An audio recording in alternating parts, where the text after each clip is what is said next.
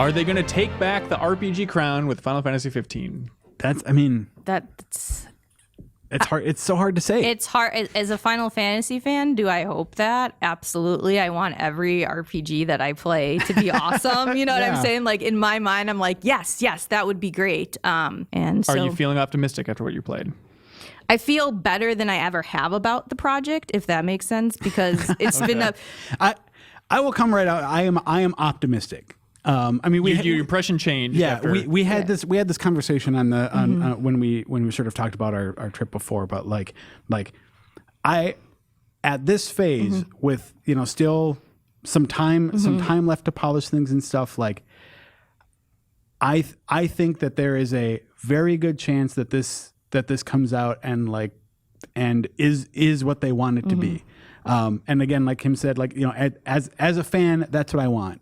And I can also say that I just feel like people tend to think of some of the like larger Japanese developers like Square as sort of being this like very sort of buttoned up and formal in their approach to this sort of thing. And like I just like just based on the time that we spend in that studio talking to these developers about what they're doing, like this is not a team of like a bunch of people sitting around in suits sort of stiffly typing away at their keyboards. I mean, like this is these are people who they work on the Final Fantasy development teams. Like they love this stuff. And a lot of them have been working on this series for years and years. So like they, just like any fan, like know some of the lore inside and out. They know the characters. They know what people are disappointed in. They know the story. I mean, and like even though some people aren't going on the record and saying like, "Boy, Final Fantasy 13 was sure a problem," like there's an acknowledgement of like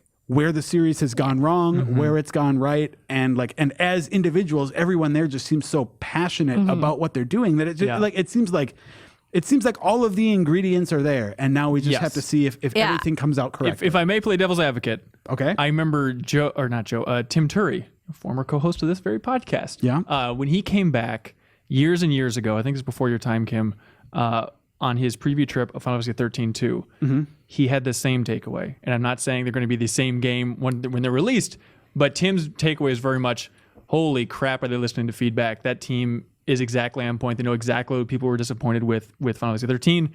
And then 13-2 came out, which has its pros and cons. Yeah.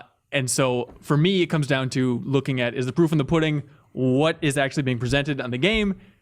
And I'm still a little bit worried or skeptical about some of the storytelling in 15. I'm kind of with you. I'm like the most optimistic I've ever been, but I am so like in this place where I'm like, I don't want to get my hopes up too much as well. I just think because I've had so many times I've been like, they're getting it. And I think as much as fans, we can attest to that. Like, and as you said, like there's some stuff that we haven't seen enough of to really draw the conclusions. But I think this is the best shot I've seen them give it. It's amazing the push that they're making behind this game. I mean, even like the way Tabata, it's interesting him talking about marketing and how you have to, in one of the interviews, he was talking about having to market this game with confidence. Like every beat they put out, all that matters, just act confident, be confident about what you're pushing out there. And it's like the push and the financial risk that they're putting behind this game is crazy. And it's awesome to see a series that we all love getting this much momentum going to release. Yep. So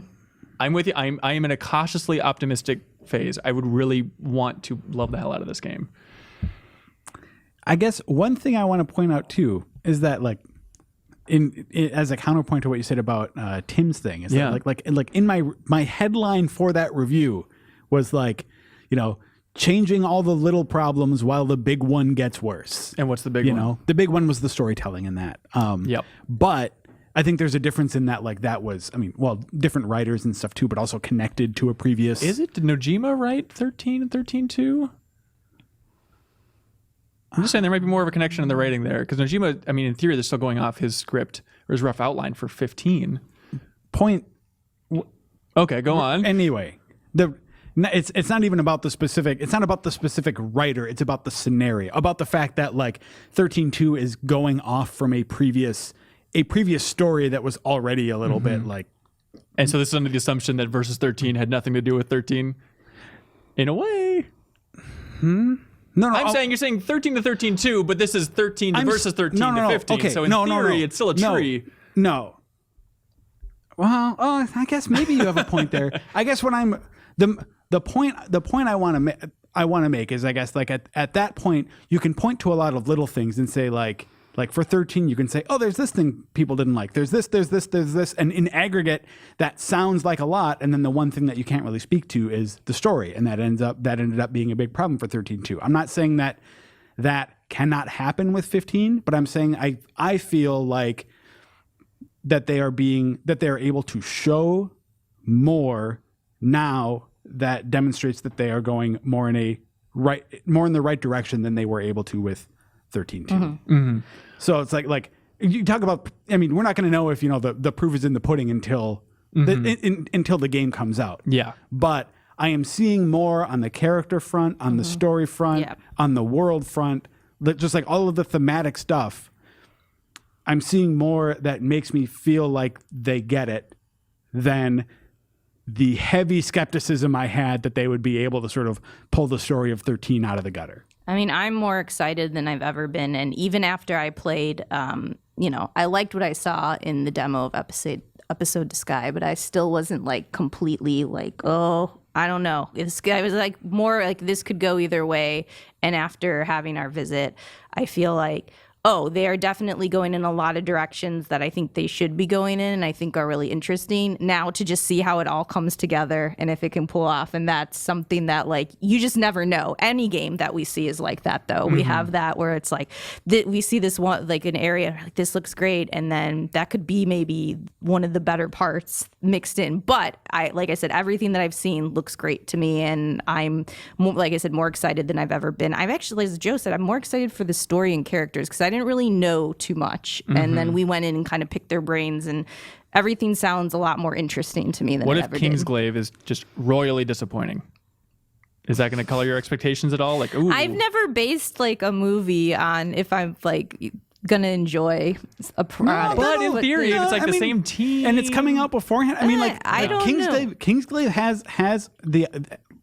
has the opportunity to get me more or less excited. Absolutely. About what's coming up. If anything, it would make me more. I just never have really cared about like the side aspects. I hear you, but it's like, yeah. I mean, there it is a case where it's the same development floor. Like it's like that little corner off to the side. There's a Kingsglaive and also, I mean, some of the characters that we have the biggest questions about in terms of their role in the main story are. We're going to learn a lot more about them in Kingsglaive. We're going to learn more about Luna. We're going to learn more about Regis. So yeah, but I feel like that is just a small portion of like what this whole game is going to end up.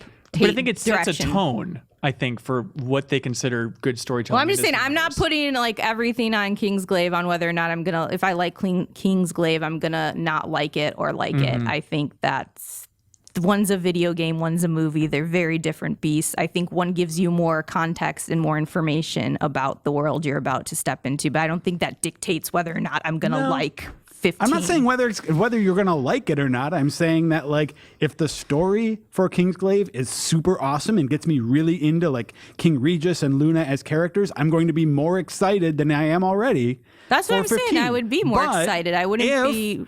If it ends up like, well, okay, so I'm kind of weird. I actually enjoyed Advent Children, but like, on what level? We don't need to talk about that. But all I'm saying is that like, if all of a sudden like, if those characters in Kingsglaive, if it feels like they're dropping the ball in terms of establishing that world, in terms of making those people interesting, I'm going to be more skeptical about how ultimately the story is going to turn out. When it's the part that is the biggest unknown for 15, I think this is a good barometer for how they're treating that. Yeah. We'll see. I'm just saying I'm not putting all that on just one movie. All right. And Joe and I are saying we clearly are, 1,000%. Yeah. That's what we do. It's a fascinating year for Final Fantasy.